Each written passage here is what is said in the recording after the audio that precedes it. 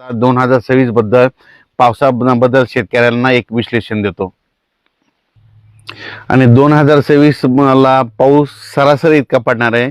म्हणजे तुम्हाला सांगू इच्छितो, समजा एखादा समजा परभणी जिल्हा असेल, समजा बीड जिल्हा असेल, तर बीड जिल्ह्यामध्ये दरवर्षी काय असतं, कधी कधी 550 मिलीमीटर, 500 मिलीमीटर, कधी 650 मिलीमीटर पाऊस असा पडत असतो. म्हणजे सरासरी त्या बीड जिल्ह्याची संपूर्ण सरासरी. तर 2025ला काय झालं की बीड जिल्ह्यात जवळपास 1200-1300 मिलीमीटर पाऊस पडला. काही काही ठिकाणी 1400 पण गेला. मग तितका असा म्हणजे जसा 2026ला म्हणजे दुप्पट असा पाऊस पडणार नाही, सरासरी इतका म्हणजे जेमतेमच पाऊस पडणार आहे. मात्र पिकं खूप चांगली येणार आहे, म्हणून हा अंदाज सर्व शेतकऱ्यांनी लक्षात घ्यायचा. जितका पाऊस कमी राहतो ना, त्या वर्षी पिकं चांगली येतात. कापूस चांगला येतो, सोयाबीन चांगलं येतं, तूर चांगली येतं, पांढऱ्या तुरीला चांगला उतार येतो. म्हणून हे सर्व शेतकऱ्यांनी लक्षात घ्यायचं. आणि जितका जास्त पाऊस तितका नुकसान शेतकऱ्याचं होतं.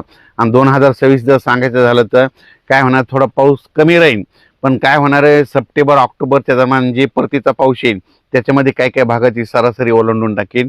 म्हणजे काही काही मग परतीचा पाऊस काही काही भागामध्ये ती देखील चांगला पडणार आहे. म्हणून हे देखील सर्व शेतकऱ्यांनी लक्षात घ्यायचं. आणि बऱ्याच मला शेतकऱ्याचे फोन आले की यावर्षी आंब्याला खूप मोहर आलाय. तर मी सांगत असतो ना, आंब्याला आला, पण तुम्हाला एक सांगतो, मी म्हणत असतो फक्त गावरान आंबा जर पिकला आणि टिकला तर त्यावर्षी पाऊस कमी पडतो, त्यावर्षी म्हणजे पाऊस कमी पडतो, दुष्काळ पडतो, असं मी स्वतःचा प्रॅक्टिकली अभ्यास आहे. आणि मग बरेच जण काय म्हणले की मेसेजमध्ये त्यांचं असं होतं की ते म्हणले की यावर्षी मग सगळे दुसरे पण कधी फुटते. तर तुम्हाला एक सांगू इच्छितो, फक्त मी म्हटलं गावरान आंबा, फक्त गावरान आंब्याचाच उल्लेख केलेला आहे. तुम्ही बघा, दरवर्षी गावरान आंब्याला कधीच कैऱ्या लागत नाही.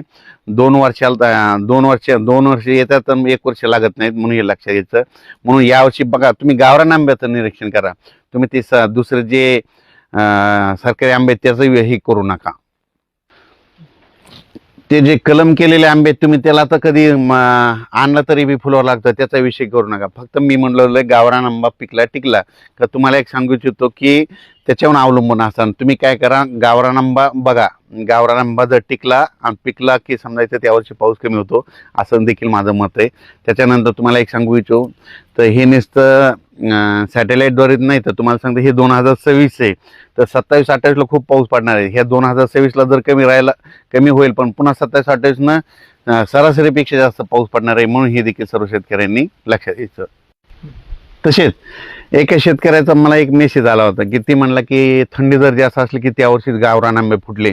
तर मी त्यांना लगेच ते एक मेसेजमध्ये सांगितलं होतं, फोन करून सांगितलं होतं, ज्या वर्षी म्हणजे थंडी खूप झाली, म्हणजे म्हणजे आपल्या उत्तरेकडे म्हणजे दिल्लीकडे, काश्मीरकडे खूप बर्फवारी झाली, त्यावर्षी थंडी झाल्यामुळे त्यावर्षीच फक्त गावरान आंबा मला फुलवारा लागला होता. आणि त्यावर्षी माझा पाऊस कमी पडलेला, असे माझ्याजवळ सगळ्या तारखेवाही लिहून ठेवलेलं आहे. म्हणून हे त्या शेतकऱ्याला मी उदाहरण दिलं. म्हणजे त्यांना सांगितलं की म्हणजे उत्तरेकडे खूप थंडी झाली, बर्फवारी झाली, त्या वर्षी मग काय झालं की आपल्या महाराष्ट्रातल्या गावरान आंब्याच्या झाडाला फुलवारा लागला होता. आणि त्या फुलवारा लागल्यामुळं त्यावर्षी नेमका पाऊस कमी झालेला, अशा माझ्यामध्ये नोंदी येतात, मध्ये लिहून ठेवलेलं आहे. म्हणून हे तुम्हाला एक सांगू इच्छितो. तर 2026ला जेमतेम पाऊस राहणार आहे, म्हणून हा अंदाज लक्षात घ्यायचा. कमी पावसावर येणारी पिकं करा, म्हणजे त्याच्यामध्ये कापूस करा, तूर करू शकता, सोयाबीन करू शकता. लवकर येणाऱ्या जाती करा, लवकर येणाऱ्या जाती सक्सेस राहिलेल्या आहेत. म्हणून हे देखील सर्व शेतकऱ्यांनी लक्षात घ्यायचं. म्हणजे माझं म्हणणं आहे, निसर्गावर जर शेती केली पाहिजे. निसर्ग म्हणतो पाऊस जास्त आहे तर पावसावर येणारी पिकं करायची, निसर्ग म्हणतोय थंडी जास्त थंडी येणारी पिकं करायची, निसर्ग म्हणतोय ऊन जास्त आहे आभाळ जास्त आहे तर मग वेलीवर्गीय पिकं करायची. हे सांगू इच्छितो. धन्यवाद.